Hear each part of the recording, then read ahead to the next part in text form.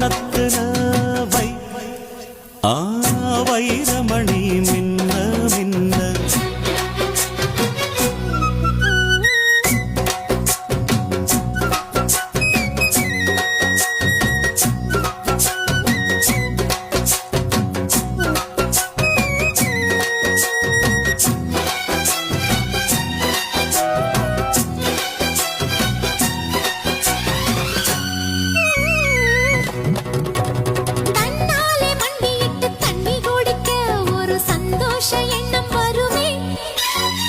தாகத்தோடு வருகையில் ஆறு நகந்தா இனி தாங்காது இந்த உணவே